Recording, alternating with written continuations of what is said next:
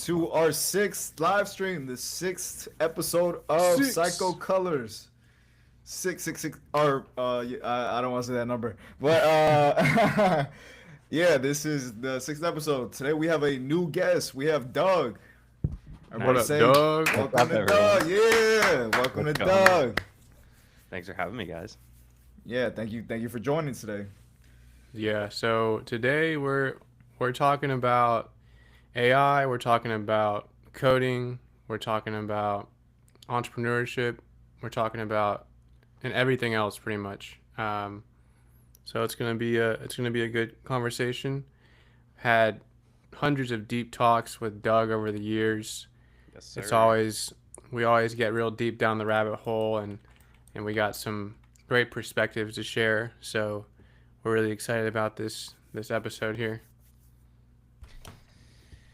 Yeah, it's crazy. We're in like a really wild time. I feel like this is the most exciting time to be alive. I think this AI thing really came out from underneath the rug and surprised us, huh, Brian? Yeah, we were.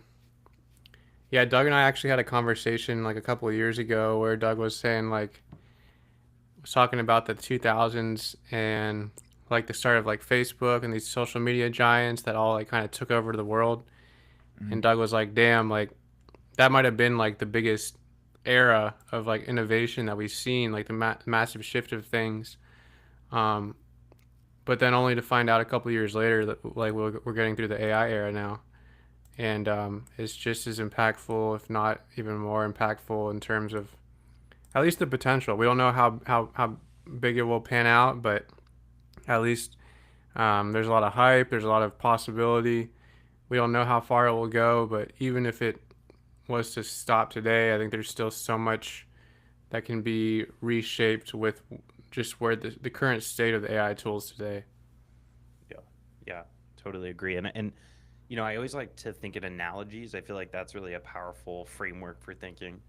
Um, and it's interesting how sort of Web 1.0, you had sort of these like really powerful companies emerge out of Web 1.0, but you also really had a lot of companies that sort of like went by the wayside, like a pets.com, let's say.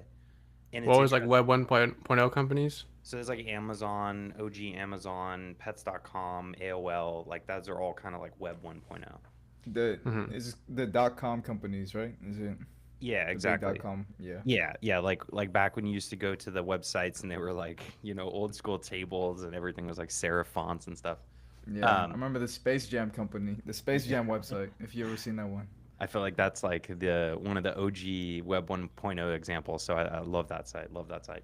Yeah. Um, but it's interesting, like how you sort of think about how those things had developed over the years, like Amazon.com. Maybe let's take that example.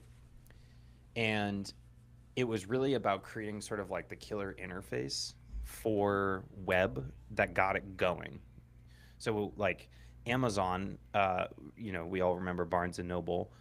Barnes and Noble was sort of like the old way of doing it, and Amazon just came up with a killer UI that allowed them to sell on the internet. And there's that whole story about Jeff Bezos. He's working at DE Shaw, and how he realizes that the internet's growing 1,800%. I think like year over year. I can't remember exactly what the frame of time was, but quits and then goes off and does that. It's like interesting how that killer UI really made Web 1.0. And why am I saying all this? I'm saying all this because then you think about how this AI thing is sort of happening right now. And it feels like everyone's sort of like searching for the Amazon.com of AI. Like I think ChatGPT and sort of that like conversational interface was really interesting and exciting. I think Yeah. that's like a great road into AI, but I still think there's way more like killer interfaces that are really going to create the next Amazon.coms. It's obviously not going to look anything like it, right? Or be anything of the service that Amazon.com was. But what I'm getting at is it's all about the killer interface. And I still think that we're finding that in this AI space. And I think that's why it's the most exciting time to be like an engineer, but also just like a product person, really like to just be a human, honestly. I feel like it's exciting. So AI, man, it's crazy. Yeah, You definitely. think that so you don't think that GPT or these chat interfaces, you don't think these are the tip of the mountain these next couple of years? You think there's going to be something even more revolutionary? Because I feel like, ChatGPT, it had like 100 million users like faster than like anything before. It was just so infectious, like spread like a wildfire. So like I feel like it's hard to imagine something like an even bigger company or tool coming out in the next couple of years than like a chat interface. Would you disagree? No, I think you're right about that. I think the fact that all of them are conforming to basically the exact same UI though tells me it's a race to the bottom. And what I mean by a race to the bottom is like you can think about Uber and Lyft or Lime scooters versus like any of the other scooter companies. Like they're all marginalizing price differences uh, and creating like the LLM is a goal to be just marginally better each time, right? And that's kind of the way we see with all these models that are getting shipped. They're marginally better. I think that the UI to that LLM, like, OpenAI nailed that. But what I'm saying though is the practical use of these LLMs could be so much more ingrained in the processes that we want to improve. So I think like a good example of this may be like Claude Code from Anthropic. And I'm sort of biased because I'm an engineer, but you're able to essentially utilize the LLM and bring it into your command line interface and then sort of use that in real time to help you do development work. So you're describing the ideal feature that you want, and then Claude Code is going off, starting to understand the code, reading through all the files, and then, sort of creating a to-do list and executing on that to-do list. Even though it's still like a chat interface that we're like talking with the machine, and I think maybe that's like the thing that underpins the ChatGPT interface and like this Claude Code thing is its natural language uh, is what's creating action. But I think if you really think about like ChatGPT was just the first, it was like, there's many messengers now, right? But AOL, like let's say AOL, IRC really was like the original chat message room. But let's say AOL was like sort of that first interface. Mm-hmm. Um, but now there's messengers that have all these different other cool features, right? The messenger was still kind of the same underlying principle of like chatting between users, but you could take it and make it so much better. I think the same thing is going to happen here with AI, where it's like maybe ChatGPT's interface is great and it's a solid way to do it, but I think there's so many better integrations of the LLM into existing processes, and just utilizing it in a different way that makes it 10x more useful. And that's like the killer feature part, is that it's like a feature that's still searching for its perfect like user experience or way to interact with the user. There's so many other opportunities out there. Mm-hmm. Gotcha. Yeah, and that kind of brings us to a question, Pedro, that you had about Claude Code and Cursor. Yeah, Do I you had it, remember? had it written down here. I forgot. I forgot the question. Um, yeah, I wanted to ask, which one are you currently using more? Are you currently using Cloud Code or Cursor more in your workflow? Claude Code 100%. In fact, I don't even use Cursor. Big fan of sort of keeping things agnostic. So, what do I mean by keeping it agnostic? Um, you know, I think we oftentimes think sort of dogmatically in our industry, in the engineering industry, where because everyone's doing something, we have to do it. Um, and I think it gets a little tricky there. Uh, I wanted to build sort of a workflow that didn't rely on like lots of really expensive subscriptions and things like that. Not that like Cursor or any of these sort of like Klein, any of these like agent style IDE slash plugin things. Um, just really wanted to have sort of control over that, like how my process worked. Uh, so I've really gotten into Claude Code. I think Claude Code is fascinating because it's building the context up. It's like gathering all the files it needs to accomplish something specific. And all of that is done directly through a command line interface. So you don't have to have this other piece of software where you're like really tying yourself to an opinionated view of how these tools work, and really like, and obviously the product itself, Cursor, is really great. I've used it just to try it out. It's very much like VS Code, and I've always sort of spent time in that IntelliJ JetBrains world. So sort of divorcing that and then going over to something like Cursor was really like a hard pill to swallow. And I think that sort of made me go and search and try to find something that I didn't have to switch my complete development workflow. I could sort of like fit Claude Code into my existing workflow.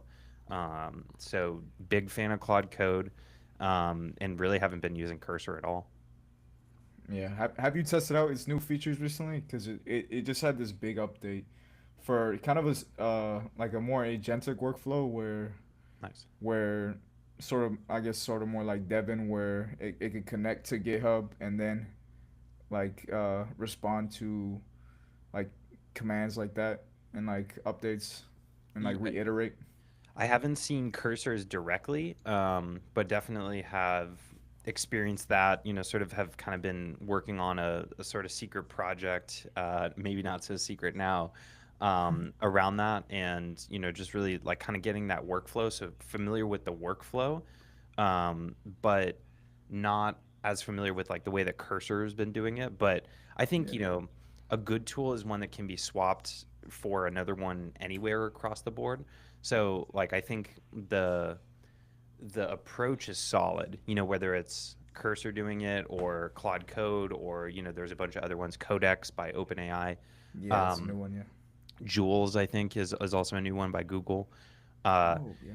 there's all kinds of different like these agentic tools. I think it's really just and it's exciting that it really comes down to a matter of like what does the developer prefer, Hmm. and like how do they want to build, kind of thing. And you can kind of sort of build the stack you want, which I think in the end game is like the most exciting potential opportunity.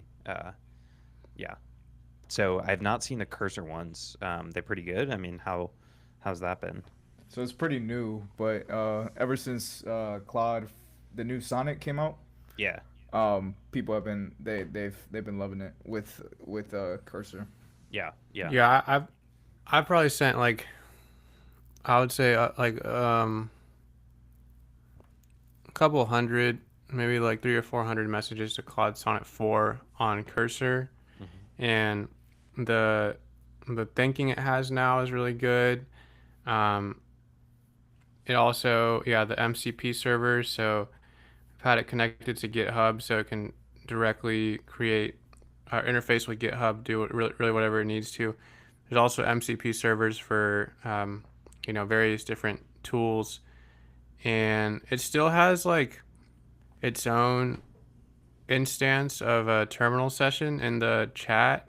Like it's not the same terminal session as yours, but I imagine if it's not able to, I don't think it's able to, but I imagine it should soon be able to be like inside your own terminal session, like I'm controlling that. But yeah, Cursor is definitely picked up. But yeah, I started using some Claude Code today, and it's been fun so far.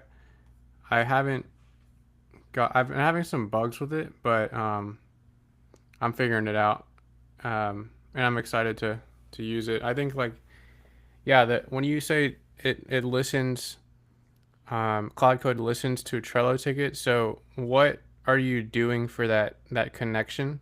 Hmm. Like, do you have like a Cloud Code instance just like running and waiting at all times, and then a Trello card just kind of it gets like an event when a Trello card is created? Like, how is that connection set up? Yeah, yeah, exactly. So like basically it's just listening for a certain like thing to change on the cards in Trello, and then it sort of takes off and starts working on the feature you want, gets it all the way to a pull request, sends it off to GitHub.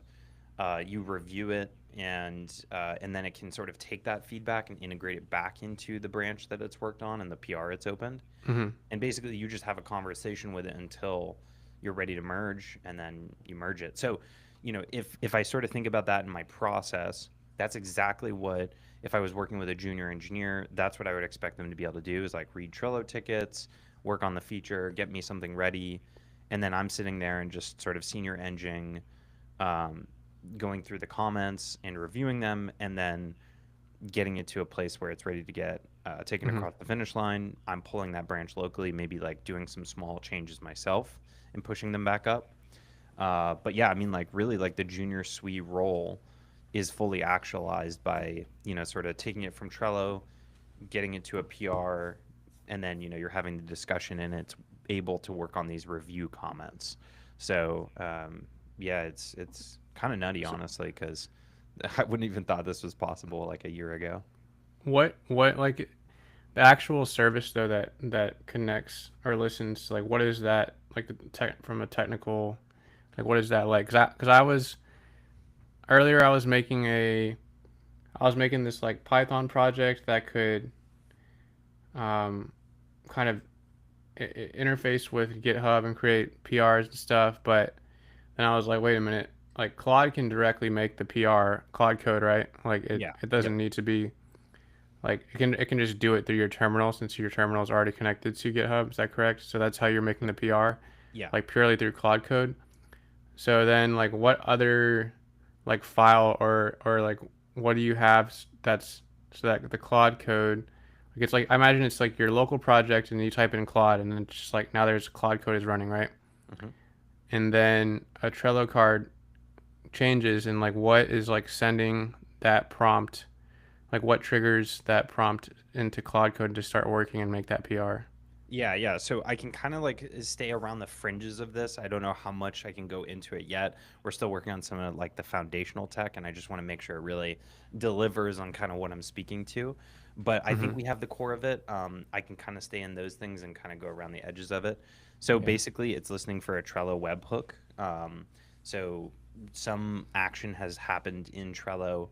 The webhook allows us to understand, like, hey, this card on this board has changed, and then from that sort of change, you're able to take that and like initiate a Claude code session essentially.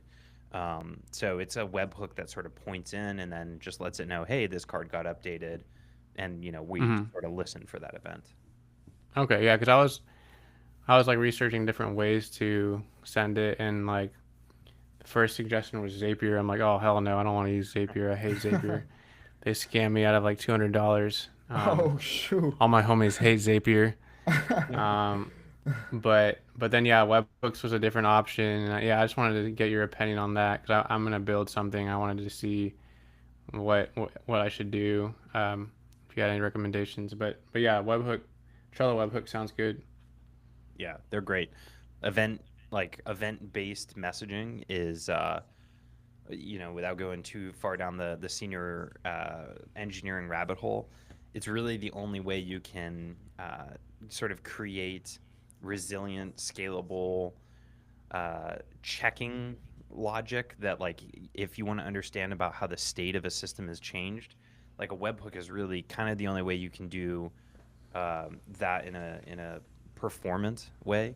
Could, could Um, you yeah. could you explain like what a webhook is to like a junior engineer? Yeah, yeah, sure. So imagine I have, uh, let's say, maybe going back to sort of the Amazon thing, an Amazon.com order, and I want to build an API that shows me where my delivery is on a map. Like, obviously, Amazon has that, right?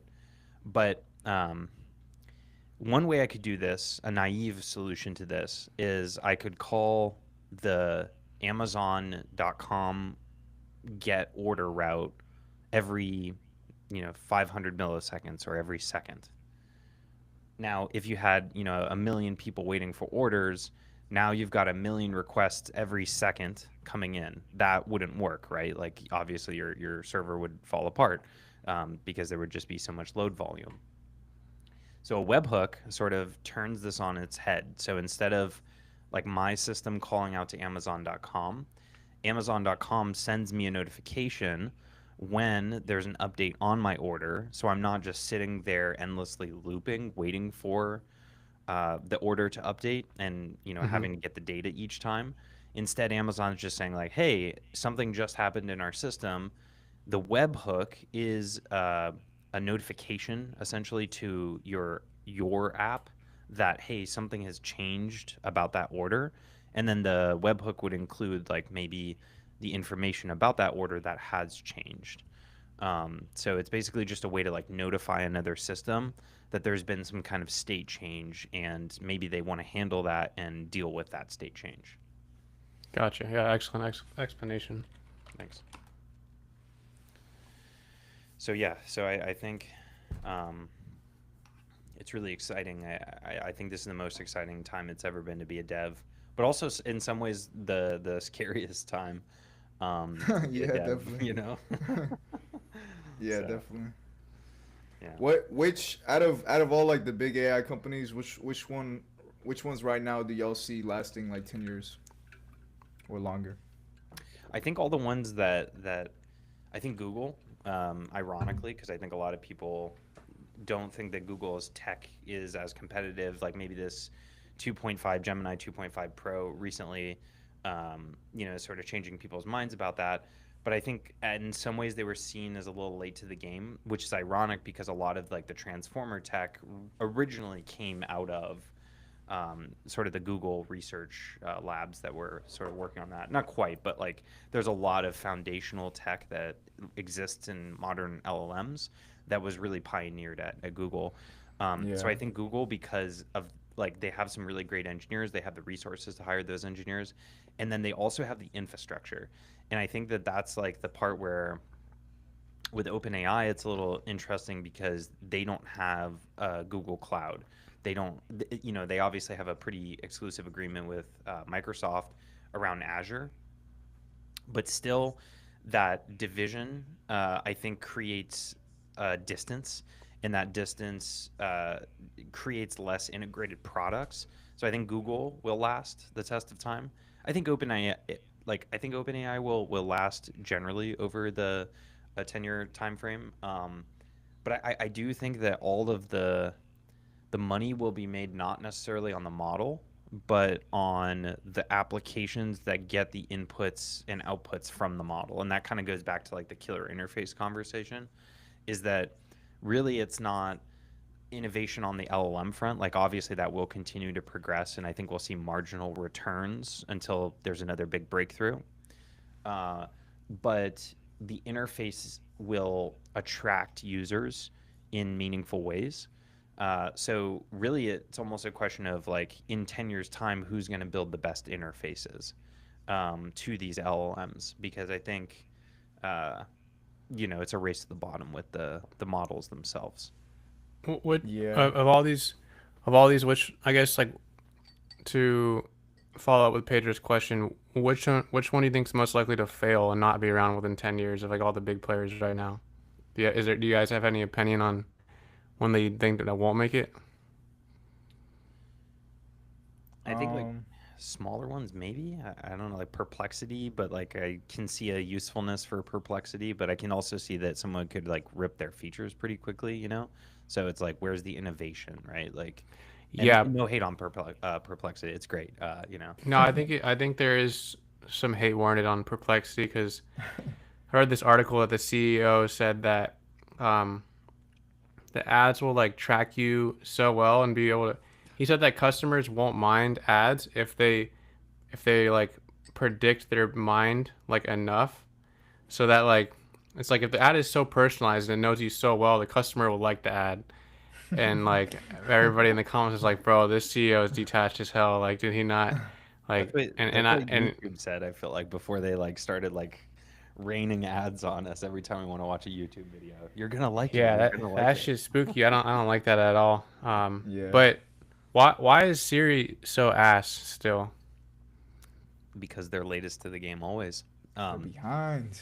always.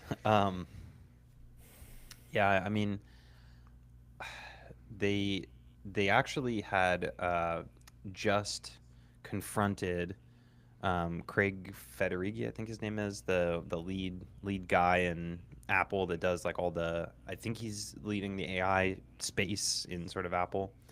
Hmm. Um, and he reminded us that they're always latest to the game, and that's for a good reason, and blah blah blah.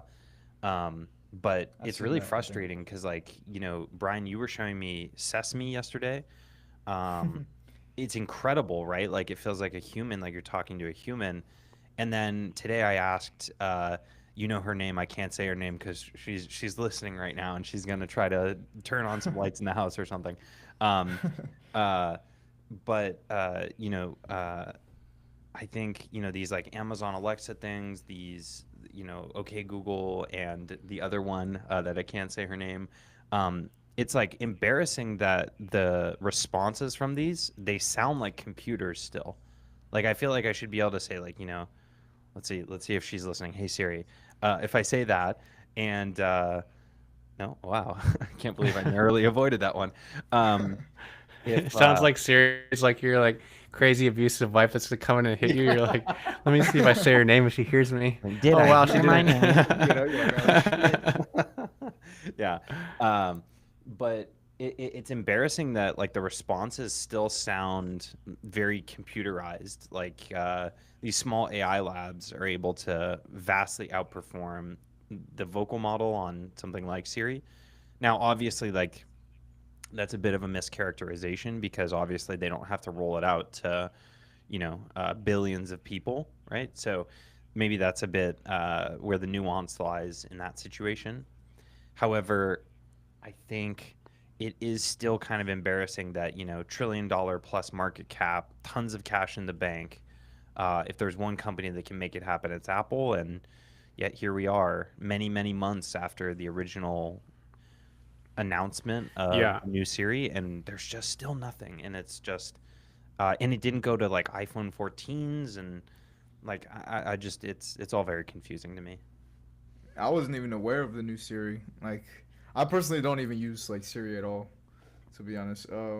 I never was really a fan, and I think there was a recent case against Apple where they lost for like over abusing Siri and like in private situations for people where it was always listening. Which I'm pretty sure we all knew that like all of these devices like Siri, Google Home, uh, they're actively listening. That's what they're for. They're for the farm data. Yeah, exactly. So I mean, and it's ironic from a company that like privacy is number one. Uh, there were just a lot of strange, like opposite messages that I got, um, and they, it's just really strange. They had to like take a preference on who they integrated with ChatGPT, uh, Oh, I and remember. like it felt like there were like lines drawn when that happened, and it's just so strange from a company that just doesn't, that's not their mo, or at least that's my perception of it, is to like sort of try to keep the political part of the technology sort of out of it, in terms of they're not taking a side like, oh, we're going to go with Google. Obviously they probably almost couldn't have gone with Google because that would have been even more strange. So it's a very weird like love triangle going on right now with Apple and this whole like Apple Intelligence thing. Have y'all always been Apple fans in terms of their products Oh and yeah, experience? Definitely. And big time. and like recently, has it declined in terms of like how much they're revolutionizing tech as not as much as they used to? I think that the one of the best moves of Tim Cook's career will be Apple Silicon. Apple Silicon is just insanely good. And only Apple, and it's so strange because like, they fall short of the mark on the AI piece, but then when it comes to like hardware, which they've always been a hardware company, right? Like um, So yeah, just for the viewers, like this Apple Silicon is like the contrast to the Intel chip that runs in pretty much every computer prior to Apple making this M1, M2, the Apple Silicon chip, right? Yeah, that's right. And it's what had powered Apple for many decades. Prior, they'd gone through another similar revolution in sort of their hardware space when they were using the PowerPC chip back in the, I want to say, late 80s all the way into the early thousands, and then had switched over to Intel. And now sort of this is the third generation, but this time around, instead of PowerPC was owned by IBM, a platform owned by IBM, which was hilariously ironic. Uh, and then Intel kind of came along, and that was like the mainstay in sort of the Apple ecosystem for a while. But now Apple Silicon is their own internally developed. It relies on ARM, which is like a different architecture from how Intel does it.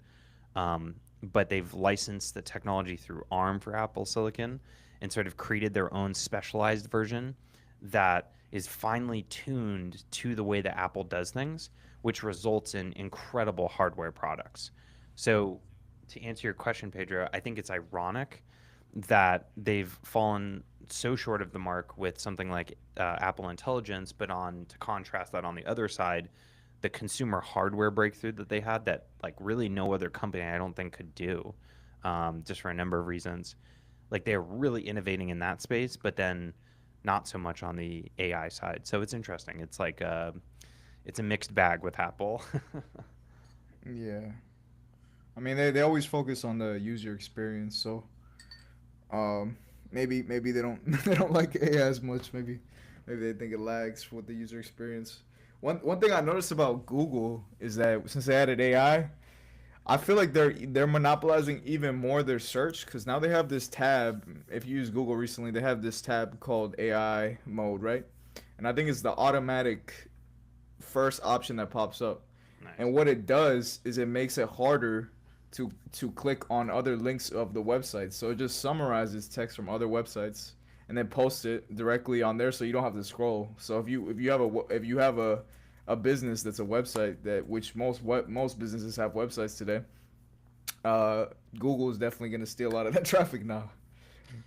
Yeah, I keep thinking about like SEO in a post search world, like how SEO and like I mean the thing that startles me is every time I look at the stat of how much money Google makes on their ad search business and like the ads, clicks, pay per click type stuff. What does the world look like in sort of this AI space where I think a lot of these sort of ads aren't getting clicked anymore? Is the same sort of, thinking about the Perplexity thing from earlier, are we going to a world where like it's just going to be like injecting ads into these AI prompts? It just feels so antithetical to the whole business of Google, but like they've got to evolve or die, right? Like I don't think they have any other choice here. So it's really interesting to see how they've like sort of opened the door to this AI search when their main revenue driver is ad traffic. So Yeah. yeah. No, I think they did an exceptional job at that because, I mean, people still use Google daily. Less people are using it now, but when you do look it up, they take all the traffic. Like they're not letting it go anywhere. Like for example, if I search up how to get a haircut, how to cut my hair 2 inches shorter, um, usually you'd find like a blog about like a barber, someone writing, or like a video about it. But you have all the information in that little blob of text in the beginning. Hmm. Yeah. Oh, they are, and they make like the links really small. Like there's like these links that you can click on, and I can't even click on. When I click on them, they don't even work. So, Yeah. Yeah. The I think the other interesting part too is how much like rich data that Google has.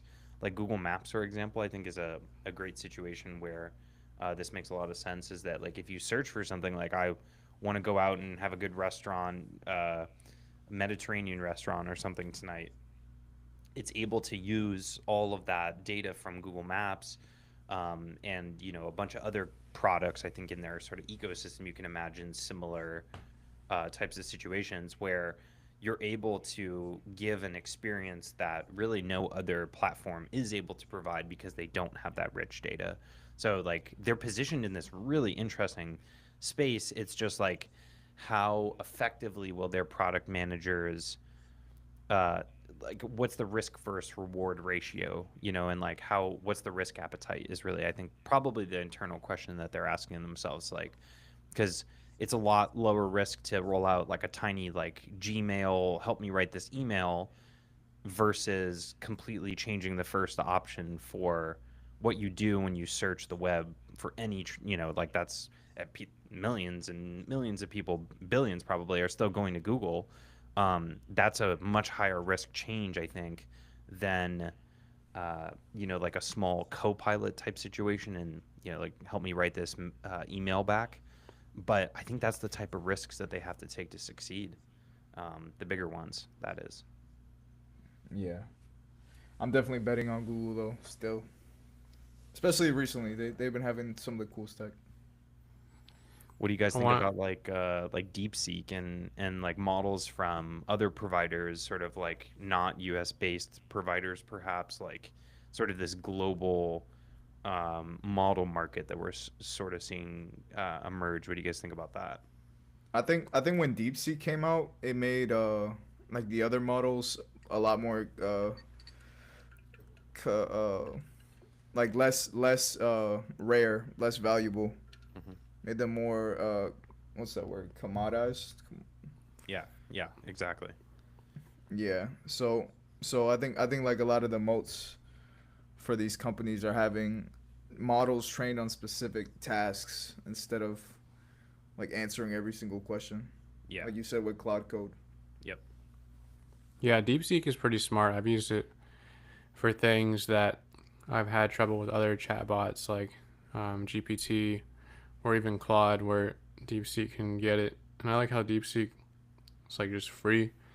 Um, Yeah. I want to I want to change up the topic a little bit. Unless Pedro, you had any more questions for Doug about AI? I Um, want to yeah, yeah, go ahead. before we leave, let's see a little workflow. Let's build something fun. Let's build something cool. Okay, yeah, let's do that. Yeah, sounds good. Let me see here. Let me get something ready Let's here. build like a little game. Let's play uh maybe like the snake game. The what's a fun game? Flappy Bird. Flappy Bird. Yeah, let's see if we Flappy can get Bird. Claude Code to do it. Yeah, I'm down. Let's give it a shot. Here, all right. Yeah, Flappy Bird would be really cool. You I know think what'd it's be crazy how crazy? he took off that guy, the developer took off Flappy Bird 'cause he said it was too addicting, that he canceled the game. Or is that Angry Birds? I That was think Flappy Bird. I Yeah. think it was Flappy Bird, but I think it also probably just stressed him out too much. Like there was like The millions of people using him and like ranting at him to fix stuff, and he was probably knew that was probably like his first success. He probably can take it. All right, so I created like a tiny like little Flappy Bird project here really fast. Hmm. Um, Can you zoom so in a little bit? yeah, yeah, sure. There goes that. Can you see that? So this is Yeah, just it a looks pretty good. terminal, right? Yeah, just terminal exactly. Brian, is Okay. that good? Yeah. Nice. Okay, cool. So yeah, I'm just empty directory here. So sorry for anyone that doesn't understand the matrix. This is we're about to go right into the matrix. So so Claude is based sort of on sort of the Node framework. So I'm going to use Node 22 for this project. So I have this Node version manager NVM. So I just run that NVM use 22, and now I'm using Node 22. So if I go like that, there you go. I'm using the expected version of Node. Uh, we want to install the Anthropic Claude Code dependency globally, so we can access it anywhere in the terminal as long as we're using Node version 22 here. So there you go. I installed that, and now I can just write this, sort of this command, run this command here, and we are in the Claude environment now, and it's just asking me, do you trust this folder? Yes. Okay, so the first thing I think we would want to do is like sort of craft a really solid prompt here. So to make a basic Flappy Bird style game, um, I want to utilize my spacebar and to jump, maybe, let's say, right? Um, Yeah. so, like, maybe as I'm crafting this, I'll sort of like talk about what I'm thinking about here. So, computers, when before AI and we were doing all this programming by hand, when you write code and you're compiling code, the way you got to kind of think about this and the realism of sort of how computers work is they only do as they're told, right? Like when I was a young developer and things would break, I'd like blame the computer, which is hilarious because it's actually the thing between the seat and the keyboard that's the problem, 100% of the time. Uh, and I would get frustrated, and then come to realize that it was because I didn't instruct the computer for a very specific situation. These AIs are the same way, except instead of writing code, you're writing natural language and then producing code from that natural language. So why am I saying all this? I'm saying all this because writing a prompt is really important because you have to be specific about the things you want. Otherwise, the AI will take liberties and assume specific things. So, for example, I was specific in this case about I want to use spacebar to jump. So most prompts that I would write here would be much more specific. However, this is just kind of where we're just having fun. We're just spitballing. So I'm gonna go ahead and run that, and it's gonna take off and start doing its thing. So you can see here the token, sort of the number of tokens that it's utilizing. And it's going to show us sort of like, okay, here are the to-dos that I'm going to try to accomplish during this Claude code session. So it's going to, now that it's created that to-do list, it's going to start going and trying to accomplish each of these subtasks. So let's see how it does. So there you go. It scaffolded the core index.html page. Does it ever get the stuck? newest model? Here, I'll go. Brian, you said, does it ever get stuck? Yeah, because I was testing mine earlier. I was trying to make just like a test queue with Amazon SQS, and it just kind of like would get stuck after like it made an M file, and then it would just be stuck like for like 300 seconds. It wouldn't be moving. Yeah, Say some of soaring. the newer Claude Code dependency, like when you do npm install, like make sure you're updating it consistently, because I used to have that, but I've not had that in the last couple of weeks, maybe, let's say. So it depends. And then, Pedro, what was your question? I just said you're using the newest model, right? Yes. Yeah, it's Okay. using Sonnet 4, I think. Let's see. Yeah, it's using Sonnet 4. Yep. Nice. Sweet. Okay. So there we go. So it's built the core of it, and we're going to check that out here in a second. But we also still have the context of all the things that we'd worked on in the terminal still. So like I could then continue on to ask more questions, and we can make modifications. So what we'll probably end up doing is like starting the game and then realizing like something doesn't work the way we expect it to, and then we'll go and prompt Claude again to get it to fix it. So I have this just HTTP server dependency installed, so I'm just going to go ahead and do this really fast and go to the browser. The UI is different than I thought it was. I thought it was a desktop app but no, it's just in the terminal, right? Yeah, so there's the Claude Code app itself, the Claude, the Anthropic app. I think we have that, but then there's also the CLI based version of Claude Code, which is like there's only like a Claude desktop app, but Claude Code itself is like a CLI dependency. Okay, cool. And the reason why this is happening is because these are the things that used to like really trip me up in my earlier developer days. Because I'm using a HTTP server installed from a different version of Node, it breaks on this. Readable.from is not a function. Okay, so there you go. I reinstalled it with version 22. So now I can rerun this. Does it have a workflow where you can ask in the terminal, like if it ran into a bug, and it like tries to search for an answer? Yeah, definitely. You can like actually like use Linux pipes to pipe things around. So you can, for example, you can put the like output of like a text file, or you can, take like an entire command and then pipe it to an output like .txt file, and then just pipe that back into Claude from the command line, and you can like one shot solutions. So like TLDR, yes, you can do exactly what you're kind of describing, Pedro. Okay, Um, cool. okay, so there you go. So now it's rebooted, and now we have a refuse to connect. Why do we have a refuse to connect? This still didn't like me. Let's see, why not? NVM use 22. Oh, I think I didn't use. Yeah, I think I did this backwards.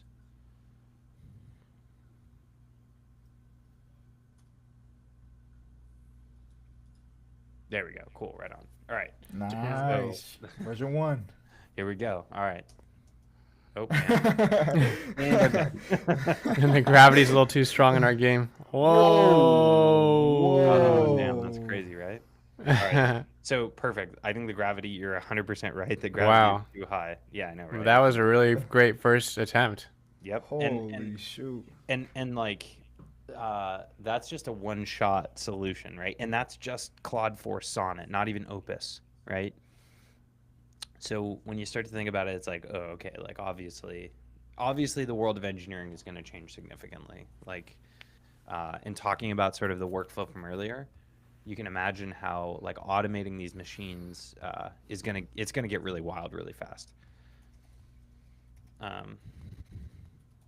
Do you use Sonnet a lot more than Opus? I use Sonnet exclusively right now. I've not really found like a good use for Opus, which actually is like remarkable when you think about it, because even the mid-tier model does 100% of the work that I need like AI in my head to do, you know? So I can only Yeah. imagine when I throw Opus at it, what it would do. But I think you get like diminishing returns. But if I was like trying to do some really like hard math proof problem, maybe Opus would make sense.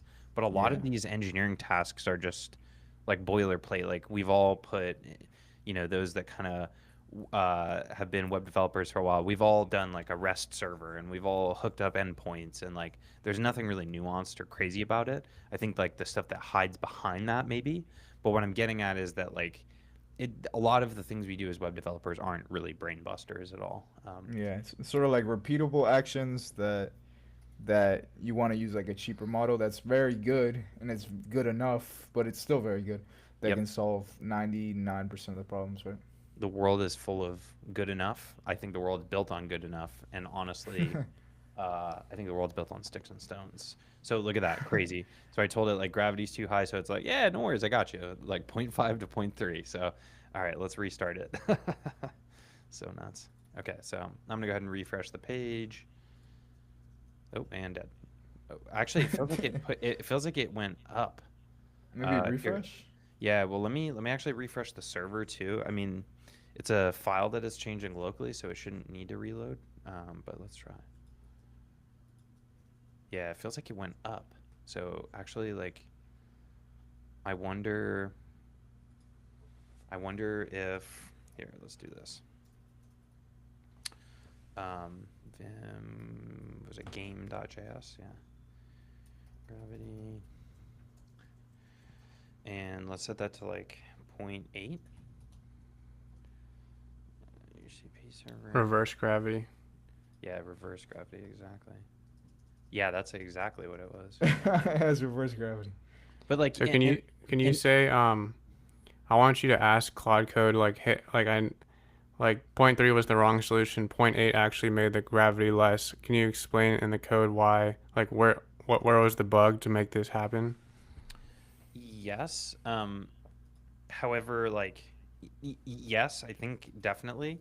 What I would try to do first, and maybe this is like the most like the way I'm doing things right now type part of this conversation, is that what I really try to do is like I want to go and see if I can find why that is, because like the machine like we still have to understand how it works underneath the hood, I think. Um, but if you look at sort of this, right, like game.bird.velocity plus equals game.bird.gravity. So as you increase the gravity amount, you are increasing the velocity of the bird. You know what I'm saying? So there you go. There's on line 34 is the most probable, I think, answer to our question, is that because the gravity was increased, we went from 0.3 to 0.8, that meant that the velocity of the bird also increased by 0.5, right? Because the spread between the two. You know what I'm saying? So the velocity is dependent on the gravity? I thought because it's Yes. Or at least in this plus solution. equals. I thought it would just be the gravity would be dependent on the velocity. Like Well, it's you would also reverse. Yeah, you would almost think it would be like negative equals. You know what I'm saying? And like actually, like let's try it, because like this is how this is the most fun part about like the way that the people and the machine interact. I think it's so exciting. Yep, there you go. That did it. So like it's really interesting how this stuff. It's still pretty intense, but like in terms of the gravity, but yeah, like, but I think it's fair. Like I think what you said is fair. So like let's 0.3, and actually I would have to like switch that back to plus equals. So let's do that. Can you do design with Claude Code? Like, can you input pictures? Yeah, you can do screenshots and it kind of helps out, but like Anthropic has really narrowly focused on text-based models. So I think like their strength is their text, like code. I think like the multimodal Gemini is really powerful at that stuff too, but there really isn't like another Claude Code like product. Maybe Codex CLI kind of, but it's like there's something really special about Claude Code that the others haven't been able to crack yet, from my perception of it. But it can do some basic screenshot reading, but I don't know if it's like able to like bust out like a full design from like a Figma doc or whatever, because that would be sick. I mean, it can on the chat application, like the website, and with Cursor. I'll be using it all the time to design. It's my favorite uh, AI model to design with. That one Yeah. in Vercel's VO. Oh, nice. Yeah. Yeah, Vercel's. I've not tried Vercel's product yet. It looks cool though. And it's like, I had that backwards. Yep. Okay. And it's for the exact same Bigger reason that we kind downward of talked about, Brian. So The bird falls faster with this higher gravity value, Mhm. but it didn't. So I'm confused. well, no, it's saying that I think it's like the downward velocity is increased, which was confusing. Oh, Yeah. the velocity is the downward force. That's what it looked like. Oh, that's trippy. Yeah, that's weird. Let's yeah. Yeah, I'd be like, can you refactor this code to make it easier to understand or something? Like I talk like really, I can talk really dumb to Cursor or like to anything really like to try to make it like explain like I'm five, like the code. I like to make it like super simple, like overly simplify the code sometimes to. Nice. We proved that AI does not understand gravity yet. It has no physical it can't feel any physical thing, so doesn't understand the concept of gravity yet. Exactly, man. So like I think a lot of these like every problem that used to seem so far away seems so immediately in front of us now, and it's just so exciting. I don't know. This is I feel like what I dreamed of when I was like a young engineer. But I'm glad that I got to see sort of all the way up through senior engineering prior to AI. Like I'm actually really happy looking back at that. Feel fortunate in that sense, but also people won't have to learn everything that they had to learn before, and the craft will definitely change because of that, I think. So would you say you're having a lot more fun now programming? Oh, yeah. Engineering? Oh yeah, so much more fun, because it's like the things that used to bang your head against the wall for like 3 hours Yeah, it weren't that fun. now take 3 minutes or 30 seconds or something. So it's like yeah, I'm having a blast. Yeah, some people say they like that's part of the process when like learning the skill, but to be honest, like it wasn't that fun doing that part of engineering. Yeah, yeah. Like I feel rewarded because like I went through that entire time where it was like absolutely horrible, and then like now I don't have to like sweat that stuff anymore. You know what I mean? So it's kind of like after many years of doing it, it's kind of nice to like relax a little bit in a sense, you know? Hmm. Yeah. So yeah, Claude Code though, pretty crazy. I think I don't think that this is like the final form. I think, like there's other products that are going to compete. I'm sure in, 6 months my stack might be entirely different. Who really knows, right? But one thing's for sure is it's going to be exciting. Yeah, I definitely think it's gonna be Anthropic or Cursor, because Anthropic has always been at the forefront. Like they made Claude. What's it called? Claude. What's it? Claude Terminal. The Claude Code. Cloud Code. Claude Code. They have the Sonnet models. They're a lot better for coding. Um, they had the Canvas feature in their chat application. Hmm. I definitely think they're at the forefront in terms of like developer experience. Yeah, yeah, yeah. It's and that alone could be the reason why they win the game. You know what I mean? Like, and who really knows what the winning factor will be? But maybe it's something like that. Like I whoever is Yeah. the most easy to develop for or whatever. I think the winning factor is how much diesel you're using to train AI. So I think Elon has the XAI upper takes the hand there. cake, baby. Have you seen that, Pedro? The data centers? Elon running data centers with diesel fuel. What? Yeah, yeah, Yeah. Like he has like massive diesel burning generators training the AI in Memphis. Pretty Holy insane. shoot. yeah, Yeah, And that's all like not a. It makes you think. Doug and I were talking about it yesterday, but it makes you think like Tesla. That's really damaging for Tesla's brand because like especially like being in Solar City and like there's already enough heat on people saying like oh like all electricity is just burning gas somewhere else. But with the yeah with this diesel, it's like we were saying Elon probably sees an opportunity cost like the hit on the reputation to burn this diesel is worth it if he thinks that this is going to get X AI long term, like being the smartest AI, which is I don't know. It's pretty. It's a really a perfect storm. The mix between trying to develop AI, make it smarter as fast as possible, and other people like who's gonna achieve it first. Because yeah, it's like you don't really like Pedro when you were saying earlier when before you went to Mexico, you just kind of made the YouTube channel on just like you're on a business email and you're like, oh shit, I gotta change it now because I just did it fast and scrappy. It's like AI is being developed that exact way that everybody's doing things where they're not really caring, like they're just breaking rules or whatever. It's just who can get there the fastest. But then that might be the reason why like some really bad shit happens, like with AI, and it's that's a scary thing, for sure. Yeah, it is scary.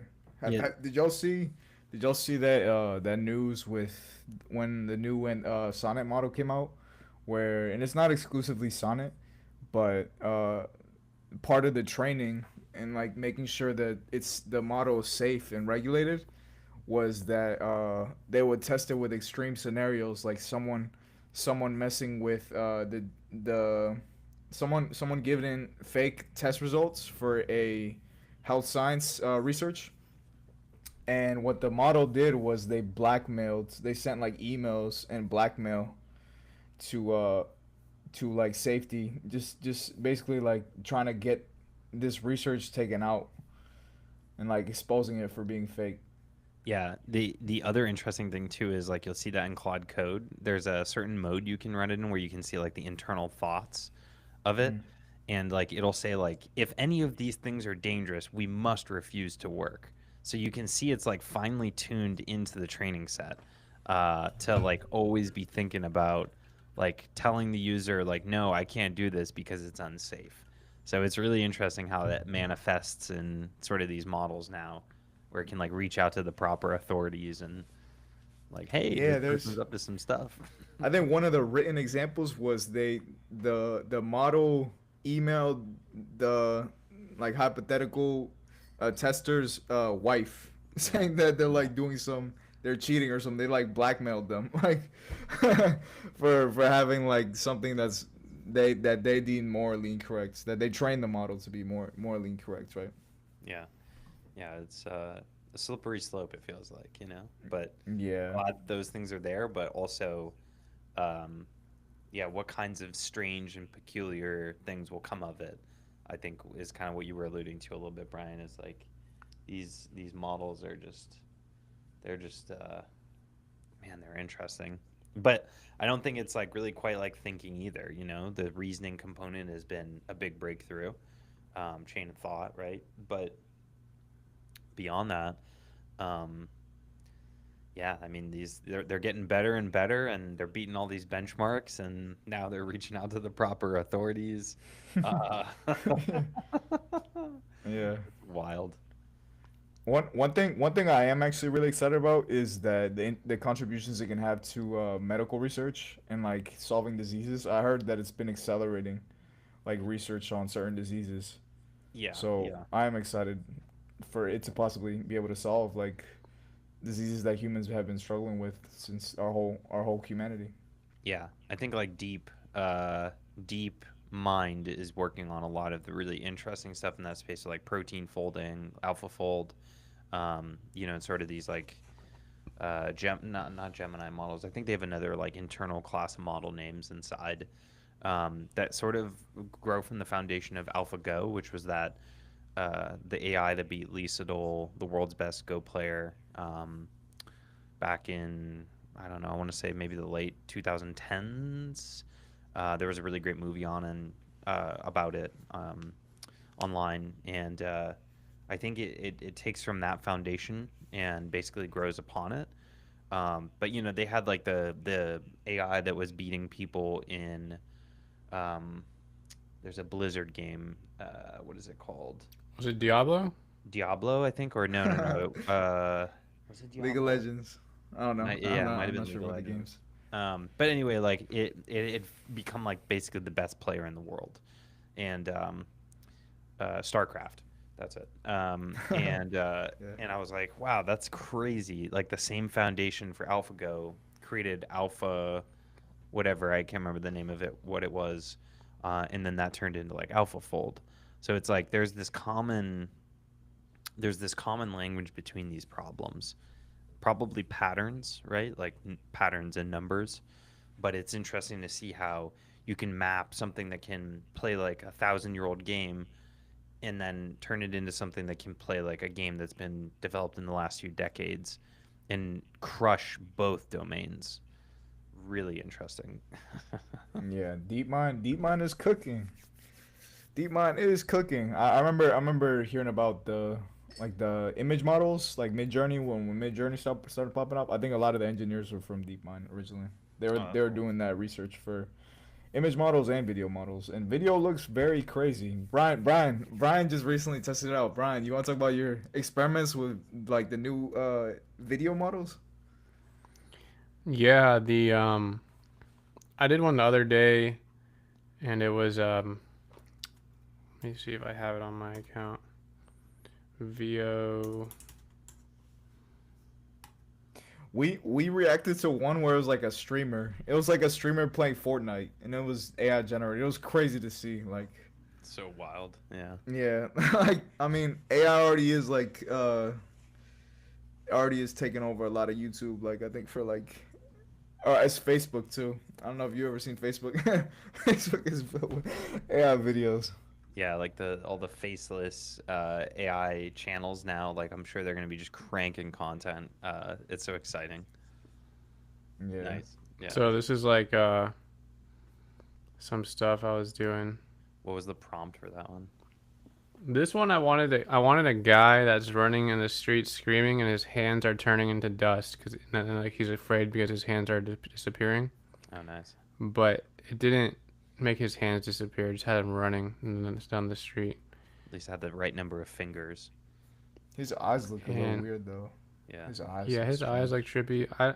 I don't know what is going on with this interface. It looks like it's broken because I don't have any of my other. I had a bunch of generations, but it doesn't show anything except for that. and this one's broken on the side. Just a reminder to every product builder out there that's watching this. This is why you just ship it. Google, a massive company, their UI doesn't Yeah, work. They just ship this is it. ass. I Yeah, was but I was following the team for like this product too, like on Twitter, Nice. and they're like, "Hey, we I just dropped did- a bunch of new updates for performance. Like, sorry for everything. It's better, but it's like because when you think about it, it's like a small team. It's an individual team, right? Yeah. Yeah. Sorry for the convenience on that one, right? You weren't able to do this like 6 weeks ago, and now you can like generate videos from nothing. It's crazy. what did we generate yesterday, Doug? I forgot. We took that Studio Ghibli picture of me, and then Oh, we like had like a yeah. robot Oh, fight in man. New York City. Oh yeah, we had it. We had this clip. Can you actually pull it up real quick, Doug? Yeah, And yeah, show sure. like Yeah. Doug gave it a picture of him as Studio Ghibli, and then it created like a Transformers like movie scene out of it. Whoa. Like Did it it looks pretty damn good. Did it keep the style? It kept the style, yeah, of him. There was two versions. One kept the style of the Studio Ghibli. The other went like Transformers mode. Yeah. Dang. You know, Studio Ghibli does not like AI at all. I know. He hates yeah. it. Which, like, to be fair, like, I can totally understand why. Oh yeah, and you remember this, Brian, from yesterday? Yeah, we gave it a. Oh, the cats, man, the cats were good as Yeah, hell. you remember the cats? Yeah, I made this, Oh, which that's I think is a cool. sick ass visual. Isn't this a sick visual for like a song or something, like a music video? Could you, yo, Doug? Could you send that to us? Yeah, I got What if you, that's yeah. like the intro to the YouTube channel? Yeah, dude. Yeah, Bro, yeah, I was telling Doug this is a crazy fire, and there's another one. I can see That like was a more lo-fi realistic. video on this, like a lo-fi, just Yeah, like if you 10 click that, through. can you click it and see the other one too? Oh yeah, the other one. That's right. Yeah. Yo, Brian, we Yeah, have it's an just a- we have an orange cat as our profile pic right now for Oh, for yeah, let's Psycho go. Killers. Well, it looks like you're about to have a hang gliding looks cat funny. as your profile picture. Yeah, we asked it for a hang gliding cat down a beautiful mountain, and this is my favorite generation I think I've seen from That's it so funny. far. Like, It's hilarious. and then yeah, we gave it a screenshot of this visual, That's and then it animated it. Well, we gave it. So I had this picture that like this was the original frame. I'd taken Oh, a dude, picture remember it from blew New my York mind City. yesterday. Or actually, Yeah. just so I thought it was broken, Pedro. So like, you see how like it's this exact picture. So when he sent it in, like it returned this, and I'm like, oh shit, this shit's broken, and then play it.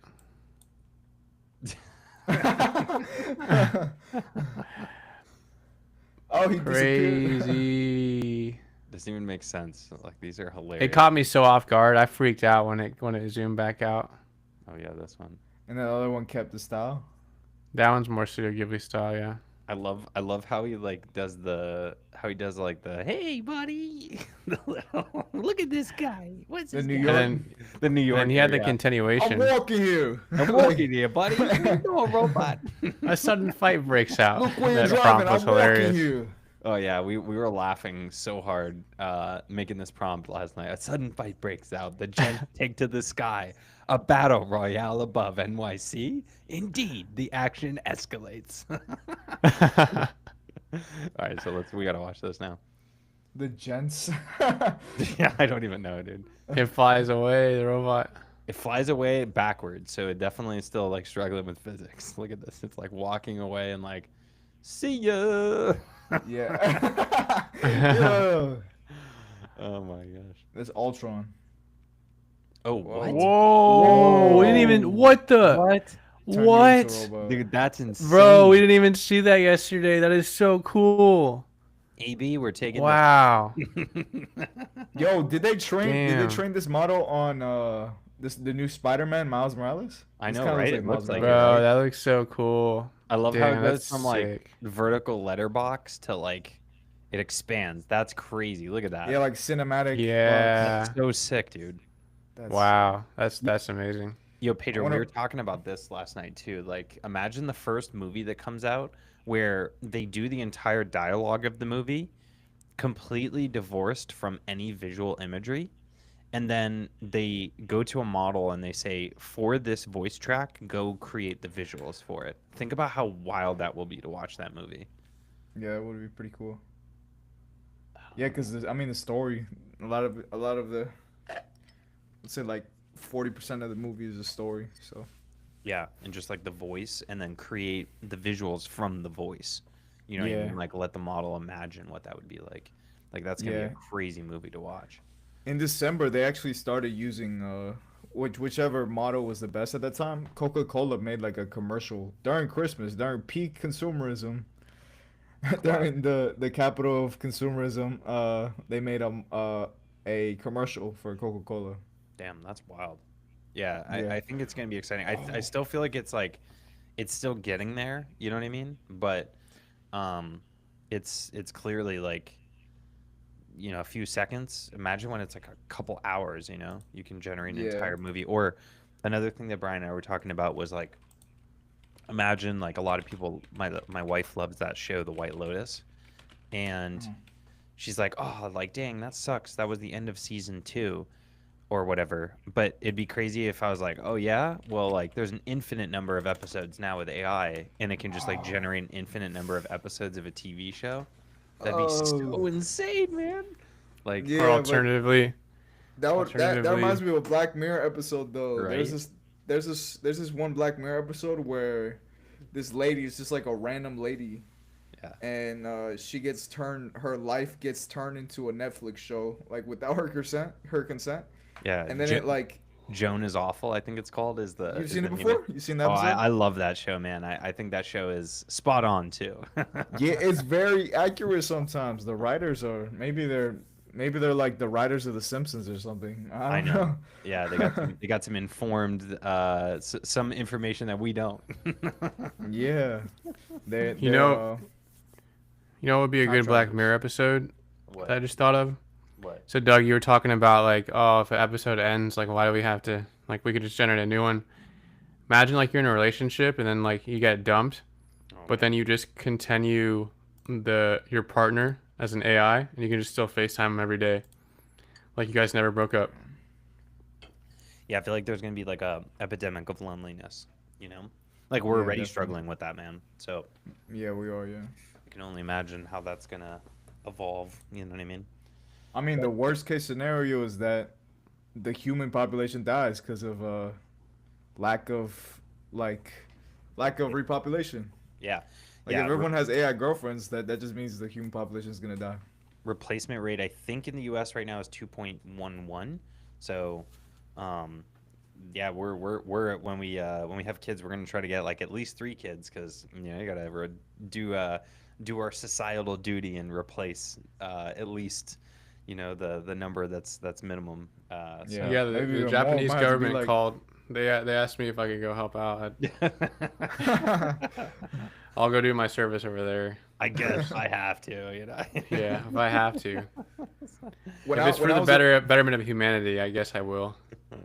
when I was in Mexico on the ranch, I went to the ranch. They have like 14 kids. It's gonna have to be like that in America. They're gonna have to be like people with mad kids. Yeah. Whoever can afford it. Right. Yeah, and I think that's the challenging part is the afford part. And it's so funny too because like in the best case scenario, or maybe not the best case, but like a seemingly good scenario, uh, humans would spend less time working, so they would increase time like with other humans, right? Like that sounds like the promise that Facebook Messenger had, or like any of these messaging or FaceTime platforms where it's like you're gonna feel more human because of it, right? But we all know that those things don't work out the way that we intended them to, right? The path to hell is paved with good intentions type thing, where it's like, will the AI situation like really just turn into that where instead of people working, they're just spending more time like doom scrolling or whatever. Like it always makes me think about that kind of stuff. Like we will be given so much more time, but how will we use that time? I always wonder about that. But Yo, so Doug, let's say tomorrow you wake up and there's a headline on the news and Trump has elected you as the head of happiness for America, and you have to do something now to make everybody happy or something practical and realistic. What are you doing if you're like that's your new job? You got to roll out some rules or procedures. How are you trying to help everybody? The first thing I would do, limit screen time. Yeah. That's like number one. Like the top of my list would be limit screen time. Um, because I think a lot of the companies now they figured out they can monetize attention, which is like how long are you scrolling? Because if you're scrolling, then like they would know sort of like Google Ads style where you know your cost per 1,000 clicks or 1,000,000 clicks or whatever. Mm-hmm. They know the like take rate of these ads per times they show it on the screen. You know, like in like there's other parameters like frequency and things like that that they can like play around with. But what I'm getting at is the goal is for the ad spender to understand what their return on investment is. So they have to be able to extrapolate these statistics, and then of course because they want to make money because they're tied to their incentive of profit, they would do things to increase that revenue number so that they have like happier clients and they make more money or whatever, right? So why I'm saying all of that is your attention is monetized. And if you don't pay for the product, you are the product, right? Like that's and I feel like that's like, you know, N-1 stages behind us, like in terms of like I feel like we kind of saw that in the last 5 years or whatever, and everyone kind of like has that sound bite playing in their head, of, you know, if you don't pay for the product, you are the product kind of thing. Everybody seems to know this, but yet we're still not able to break the addiction, the serotonin and dopamine addiction of using these applications, the dopamine hits that we're getting from, you know, going on these apps. So number one would be limiting screen time, because I think that people could spend that time doing other things that are more useful for them. So for example, like some of the ways I enforce this in my life is using this app recently called Roots. If you have ventured into the space at all, you kind of have seen Roots. But basically, it doesn't allow you to get into the app after a certain amount of time per day, and you can't change it. So it forces you to re-engage with the world around you, and like my happiness has gone up because of that. Because what I would do in the past was I would wake up in the morning, I'd grab for the device, and I'd go start scrolling immediately. I have it limited now only between 9 p.m. or 9 a.m. and 9 p.m. I can access these apps, and I have 30 minutes per day max that I can utilize these apps. And I just don't feel as tied to the device. I don't feel like I am checking it as often, you know? And then the other thing is scheduled summaries for iOS is really great, and I'm sure Android has a similar feature where basically anything that's not necessary, and like what are the things that are actually necessary in your life? If you started taking them out and adding them back in, you'd be surprised how few things you actually need to know right away.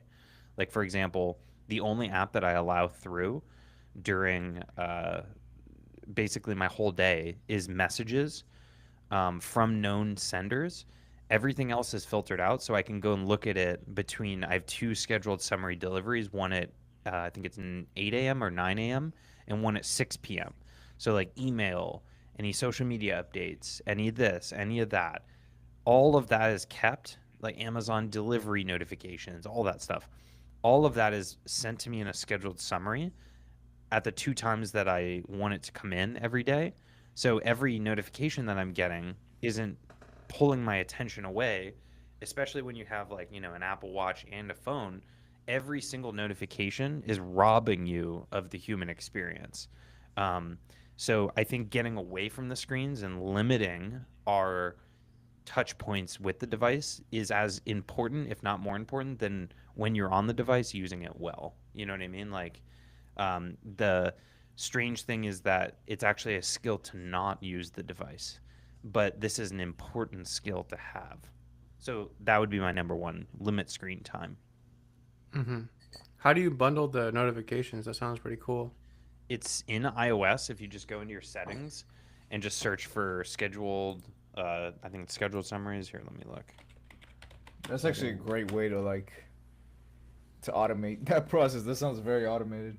Yeah, yeah, here it is. So if Yeah, you iOS I and get you like click the little 9 OnlyFans notifications every hour. Like, got I need him. to I need to bundle those or something, man. Yo, Oh, I man. didn't even think about the smartwatch too. Yeah, yeah. And you got the haptic feedback too. So like you you look down at it and you kind of think about it for a few seconds and then you've lost total presence in the moment you're in. Maybe Yeah. you're talking to someone and like now you're looking at your watch and they're kind of feeling like, God, this guy's kind of rude, Like why is he looking at his watch? And like none of that's good. And I do that in workouts too. Like I silence all notifications during a workout. Like if I'm running a 5K, the last thing I want to hear is like, like Uber Eats. yeah, Ding, get a yeah, burger today for dinner. Cheese, yeah, extra yeah. cheese. Exactly, exactly. I'm like, okay, well, first off, this is totally against the goal of what I'm getting after while I'm doing this run. And second off, this is surely annoying that now they're monetizing your attention. They found a firewall into your mind, right? Like your phone is the firewall to your mind. Um, and they've breached that firewall. And your goal is to patch that firewall everywhere you can so that your attention is yours, It's not theirs, it's yours. It's belongs to you, it's your life, you're living it. And be Could I present. think you could like get Neuralink in your brain and then have Claude Code kind of patch it for you? Oh man, that's gonna be a whole different ball of wax, that whole Hey, situation. that'll be in 2026. Let's not talk about that one yet. Um, yo, so Would y'all get I'm Neuralink? I I yeah, I I mean, I wouldn't be the earliest person to get it, but I see how it could be incredibly valuable. Just to be able to upload your inputs to a device way faster than your thumbs, like I imagine that could be incredibly powerful.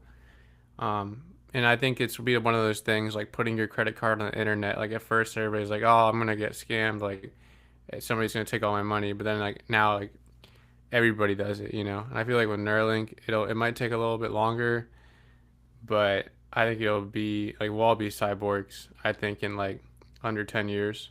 I'd fair to wager we already are. Um, Yeah, with the iPhone being the extension of the body. your life Yeah. exists on your phone and social media. Like I think people think that that's more of a representation of them as an individual than them actually themselves. Like that doesn't even make sense. You know what I mean? Um, Hmm. but I'd probably, I don't know. I'm gonna make that decision when I get there. The thing that I'm, Doug, I think you would do it. I think you'd be. yeah, I know, I know. He's The the thing first to jump into all the tech. I don't think I'd be early adopter on that one. That's one of the Using ones I wouldn't be your early adopter. computer without a keyboard or a mouse, just That would be pretty crazy. That would be pretty crazy. But yeah. the thing The that I'm first nervous about, gazillionaire. well, the thing I'm more nervous about there is that like not having a choice. Like you're gonna either be a part of the workforce or you're not. And if you don't get it installed, you're not gonna make money. That's I think like the concerning reality that I would be most worried about. To like make a living, you have to have this thing in. That would They have that Black Mirror episode where like it's like it's in your brain, so like if you don't pay for the free if you don't pay for the paid version, like you'll just be going out your day and it'll be like um Dave's Ads. hot dogs. yeah. 6-pack now on sale for $2 while you're in a Uh, conversation with somebody, and then you'll just like return to the conversation like nothing happened. Yeah, yeah. That Yeah, was I What's the don't one that, such a sad episode too, and like I I'm don't so think that glad could ever that happen. I don't know. I And wouldn't maybe be in so China. sure. Yeah, I wouldn't be so sure, man. Honestly, I think humans respond to incentives, and if the incentives aren't aligned correctly, which most of the time they're not, they're misaligned most of the times, right? Um,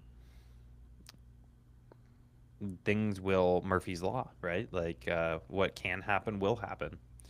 So we got to make sure the incentives are right, I think is the goal. And trust in like the track record so far. I don't think that's going to work because we've had a lot of opportunities to build the right incentives, and I think we've optimized maybe for the wrong ones in a lot of places. So I don't know. Yeah, let's see how it goes. TBD. Pedro, Yeah. do you want to do that website you wanted us to check out? Yeah, I do. Let me share my screen. Because I probably got like another 10, 15 minutes.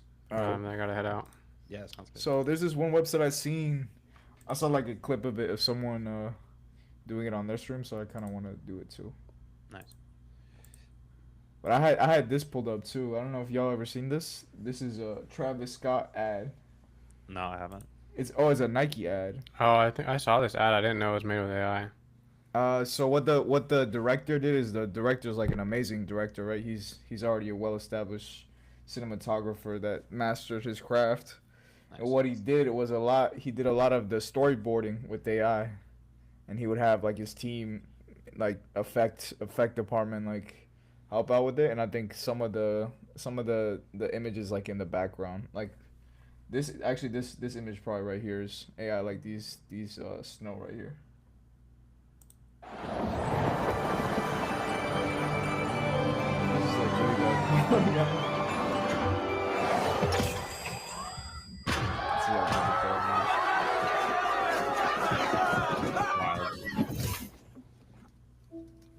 Like I think like this over here is like artificially made with Yeah, it AI. looks like AI.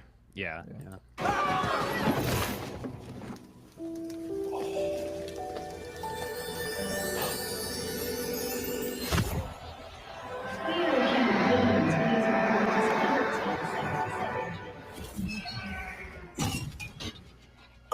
Nice landing. Welcome to the factory. Now hold on. We've been making the sickest shoes for years, and I'm here to show you how. Wow, that's so cool. It's like a Disney movie. You see that It's like Willy machine? Wonka and chocolate. Invented by Travis himself. Feels like that thing you used to before all the Regal movies would show. It would go on that train, you know, like the Yeah, popcorn yeah, was it blowing up does. and stuff. Yeah. Reminds me My of that. what it reminds me is Shark Boy and Lava Girl. If y'all ever seen that movie? Yeah, yeah. Hey, yeah, I used to love that movie back That movie then. was amazing as a kid. But then like you rewatch it and you realize like the effects are like really bad on it. The I special got effects. a story about that when my childhood. One time I was in my room and I had a bouncy ball, right? And I threw the ball as hard as I could at the wall, just being an idiot, just doing something dumb. I shit you not, the ball bounced off each wall and came right back into my hand where I threw it. It went ting, ting, ting, ting, right back into my hand. I didn't even move my hand.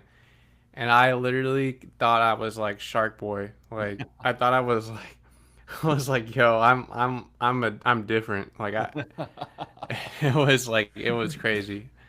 Like yeah, that when I hear Shark Boy and Lava Girl, it just takes me right back to that room. And I'm pretty sure my brother was there and he saw it happen, and it Oh, was just nice. like we were just like, holy shit. Yeah, that's what I was That gonna was say. If, crazy. if Tyler didn't see it, it didn't happen. You know. Yeah, I just walked around the house with my eyes wide open the whole rest of the night. Like I'm chosen. What are the odds? Shark Boy. Yeah. That's hilarious, man. Wait, so there was a website too? Yeah, so I'm just gonna pull it up. So this website, what it does is you guess a musician based on some hints. Okay. Let me see if this is the correct format. Let's see. So you start with a guess. So since we just saw Travis Scott, let's put Travis Scott. Nice. And then what it says is this is right. It's a male. They're from the USA. They're from the US. It's a hip hop, or it's not a hip hop artist. They debuted before 2015, and they're a group, and they're less popular than number 10. So let's see. It is a male. Wait, so what do we have to do? You have to guess an artist based on these hints. So these are all hints. Okay. They have to describe all these attributes Mhm. for the artist. So Mhm. you know that it's a man, they're from the US, and they're around this number of popularity. This is probably like Spotify or something. That's crazy that Michael Jackson is number 107 on Spotify. Yeah, that is right now. actually really wild. So yeah. what is I'm still confused on what we're supposed to find. You have to guess the artist, the musician, based on these hints. So the artist is a male, they're from the US, and they're more popular than 107. So I don't know. Like I'm just thinking about random. Yeah, that's cool. Okay. So it's got to be another So- genre. So I say we like go outside of the genre. Maybe like I know this is like Tame Impala, because Tame it's Impala. it's a male, and I guess they're U.S. based. Sorry, so that'd be Australia. Oh yeah, true. Um, Tame Impala, he's Australian, I think, right? Australian, yeah. And it's less popular than number 10? Or It's well, it's more popular than number less 112. popular than 63, but more popular than. Yeah, so they're probably like 40 biggest artists in the U.S. right now. Put in I guess Vance Joy is pop music. So But it's members, right? It's not a solo. It has to be a group. Oh, it's a Right, group. right. There's not that many groups right now, is it? yeah. Put like actually no, One Direction is British, right? What if it's a K-pop group? Is there a But it U.S. can't- K-pop But it's group? it's US though. Okay. I like I can think of like Foals, Foals, F-O-L. Foals. Yeah, Foals. No, it's not even on there. Try Foo Fighters. Are they? Yeah, They're that- yeah, American, that- right? Yep. Yeah. Oh, it's a band. It could be a band. It's a Okay. band. Damn, they're at 328. Dang. Was it Nirvana? Like, would that? But I guess they're rock, Maybe. so no, it wouldn't really. Oh, they have to be. Wait, we don't know the genre. We don't know the genre yet. Yeah, exactly. That's what I'm trying to like. Pop, rock. So debut is We lost. Metallica. Wow. Metallica. Wait, that's rock. Like, oh, nice. That's rock. That's rock. That's rock. All right. Yeah, let's I try run it again. back. Now I gotta try No. this again. Yeah. Y'all understand the rules now, right? yeah. Now I get it. Okay. Yeah, I gotta understand the up and down arrows better because they trip me up. Okay. It's so a male. man. Okay. They're not from So it's USA. less popular. Oh, less popular. 107 is like not popular enough, right? Yeah, so it's a And then Smaller. 1972 means and it's a group too. It's a Greater than band. 1972, but less than 107 popularity. I feel like it should be like greater than and less than signs up and down arrows. It trips me out. Okay, so it's Oh, it's a rock band. now. Okay. 1990s. I mean, I feel like the UK is probably the best. Do, Like, Oasis, maybe. Oh, it's not Nirvana. Nice. Oh, we're getting Nice. closer. We're getting closer. Radiohead. So- Members Is Radiohead American? Radiohead is from Tom the York UK. Is, I think they're UK. Yeah, I would try that Radiohead. Radiohead. Okay. Ooh. Alternative. Okay. But they are, yeah, rock. Debatable. I think Radiohead's more rock. But yeah, that's weird. Smaller than 5, or we don't know how many members actually. Yeah. So we know UK male rock. And is it less than 1994? Is that what it's saying, Pedro? I think it's like around when it's yellow, it's like close to that. Yeah, less than Okay. 1994. Okay, so maybe like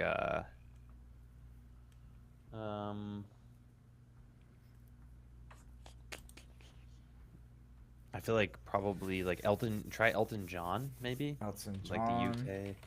Just thinking about like who that would be. Oh, he's pop though, yeah, I guess. Solo. So rock band. Not the Beatles. Let's try the Beatles. Yeah, that's probably I good. don't think it'll be the Beatles though, right?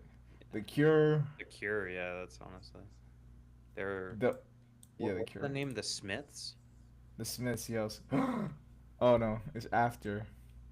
It's around Oasis and Radiohead Yeah, time. that's what I'm thinking, like the Smiths, you know. or Is the Cure. U2 a UK band? U2? They're Irish, yeah. So yeah, UK, yeah. Oh, U2. It's about to be U2. It's about to be U2. Yeah, I think you two could be a good guess. No! Irish. What? There's four Damn, they members. members. So debuted in close. 1980. So there's more than 4 members. We're so close. Into UK. I feel like it could be What like about the the- Cure or the Who. The Who is way older, right? The Who is way older, yeah. Don't do the Who. The Killers. The Killers, yeah, or they're fuck. Yes. The They're Cure. maybe? British rock band. Rock was doing very well in this. What about, There's is a it lot Fu, of British. Or Fugazi? Is that a band or is that an album? I don't know, I'm not sure. Deftones. Oh, I Blur, thought about this, ah. but I forgot their name. Damn it. Yeah, that. I forgot their name. Blur. I almost said the Verve, which would have probably gotten us pretty close to Blur. Damn. But Oasis was close though, because that was like their arch nemesis. All right, were run very Morning close. back one more time. Yeah. Let's see if we can make it easier. I feel like it's a little hard. No, this Yeah. is fun, man. I like it. You like it? Okay. Yeah, I love difficult ones like this. I actually made a website like this before. Nice. Yeah, this is cool. Okay. Solve as many spells as you can in 3 minutes. Every solve. Skipping an artist. Okay, there's no difficulty. Alright, let's run it back. Nice. All right. Michael Bublé. Okay. Okay. This is a good start. It's probably U.S. And it's US. male, and their debut was around 2000. John Mayer. That's I What's was it- thinking it's, that it's, too. no, it's not solo. It's not solo. Oh, John true. Mayer. Oh, true. It's a group. Kings of Leon. Okay. That's a good guess. That's a good guess. Rock? Oh Damn. my gosh. Very close. So it's Okay. not 4 members though. So it's The Strokes. Yeah. Are they? Yeah. Oh, so close. It's around the same time. Less than it's not 2000. 4 or 5 members. USA.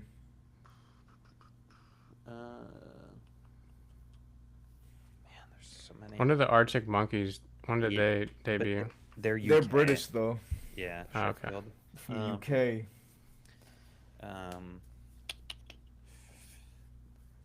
What if I cheat a little bit? What if I look up rock rock bands? English US rock bands. 2000s. Yeah. I should know. I really love rock. The White Stripes. Ooh, Linkin the White Park. Stripes. Yeah. Why does it put Arctic? It's not a 4 or 5 group band though. The think but Linkin Linkin Park Park is was like 2. 4. The White Stripes was 2. The White Stripes. Mm-hmm. White Stripes. Okay. Lincoln. R.I.P. Oh, nice. Wait, Sick. Wait, what? Wait, what just happened? Oh, we solved one. We Oh, solved so one. now no, Oh, we no, keep I think going? it restarted So the we game. keep going. I think Yeah, it's we keep rock. going. Yeah, So you okay. say it solved one. Okay, so male rock and less than 61. Let's try it again. Yeah, maybe. And 5 members. I would try Arctic Monkeys. Alright, sick. Well, it says not close to 2001 at all. Okay. UK, right? It looks like it's probably in the 60s or 70s. If I had to guess, it's not. Yeah, it's not the 90s or 2000s at all. So let's try to go older. Try the Smiths. Doors. Or the Doors. No, they're U.S. Okay. No, Smiths are UK. The Doors. Oh, the Doors are US? No. Yeah. There you guys. Nice. Oh, Okay. Yeah. That's. But it is close to 1967. Try The Smiths. The Beach No, Boys, no. is that an American? Yeah, they're American. Beatles. No, the Beatles. Yeah, go ahead. Yeah. Oh, Okay, shoot, alright. so close. So they're a little less than 52, I guess. is what- 1964, 65. So they're we- around this time. Did we do? And we knew they're 5 members, right? I think we had one hint that was 5. What about Cream? Yeah, Cream. Yeah. How do you spell cream? C-R. CREAM. It's not there. Try the Who. Oh. Damn. 4 seconds. Rolling Stones. Oh. Damn! Oh, no! Damn it. Right there. Oh, We were right shit. We missed the buzzer there. beater. That's insane. Oh, Wow, man. that was crazy. Dang. Yo, send me. I'm gonna be like doing this for the next hour, dude. Oh my god. Oh, dude. This game's Yeah, fun. well, we got one. That's what matters. Well, basically we got 2. Essentially, we got 2. You know, technically speaking. Yeah. We got 1.99999. Yeah, exactly. Looks like we're good with the rock. The rock. That's right. Rock category. Which Solid. which genre you guys think you would do the best in? Probably rock. Yeah. Yeah, I feel like this would sort of Doug's alley, like this, because Doug knows a lot of different decades of rock. Yes. Yeah, me too. Yes, Dang, I we're do. so close. I was thinking of the Rolling Stone. I was thinking like hair metal, Yeah, yeah. hair rock. Yeah, there's a lot of crazy bands out of the UK. So I feel like the UK is like such a non-specific, like distinguishing factor. Yeah. So yeah, that was guess the artist spottle.io Yeah, that was a good segment. find, Pedro. Yeah, nice. I love Yeah. that. That was a lot I- of fun. I seen this one guy on TikTok. He's just spamming videos. He spams like 40 of the videos. So I wanted to try it out. It reminds me Yeah, of that I'll one do that thing- again. It reminded me of that one thing where like I can't remember what it was called, where like you would like get a random website each time and it would like show you all of the internet. Do you guys remember that? I can't remember what it was called. It was like Stumble upon? Stumble Upon. That was it. Yeah, yeah. That reminded me of something I would have found on Stumble Upon. You know what I mean? Yeah, one of my buddies in high school, he used to come to school every day. He'd be stoned as hell, and he'd just sit on the computer on Stumble Upon for like the whole period I was with him in. That's hilarious, man. Yeah, that's such a relic of the internet. Is this a social? Oh, you gotta social sign media? in now? What the hell is this? Yeah. Wait, this is like Omegle? Yeah, kind of, but instead of like getting connected with people, it's like a website. It connects you with a random website. It's really It's supposed to be you just go on Stumble Upon and it just takes you to a random website, but now it's got a whole landing page. You gotta sign in, all that shit. They're probably trying to monetize it. Oh, nice. There you go. Squirtle. Nice. The game I took inspiration from when I like found out about this is there's this Pokemon one. Pokido, I think it's this one. Or Brian would probably do good at this even. Obsessed with Pokemon. Yeah, I probably wouldn't do very good at this one. Depends on the Pikachu. generation. First generation. Nice. Okay. Squirtle.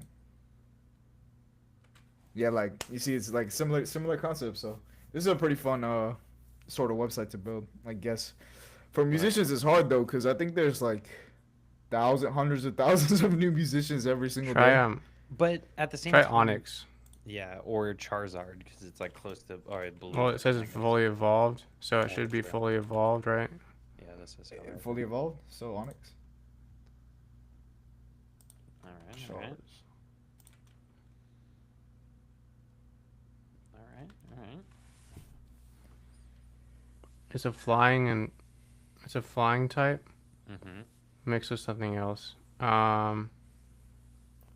Try Flying Dragonite. type. Dragonair. Oh, but it's the evolution stage 1, so it's a flying type. PG. That's fine. It's no, it can't be. It can't be it. It has to be fully evolved, and it has to be a gen. So it's evolution 1 fully evolved. So it can't be anything that evolves, and it's a flying type.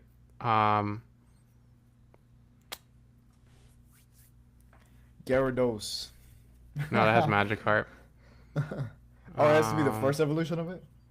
Yeah, it has to be so it's a Pokemon that doesn't evolve at all, but it's a flying type. So it's like Oh. a big bird, like Zapdos. The Zapdos doesn't evolve, right? Oh, it doesn't. Let's try that hint. Try just Zap. Rip that doesn't get hint. Type Ice. 1. What about Articuno?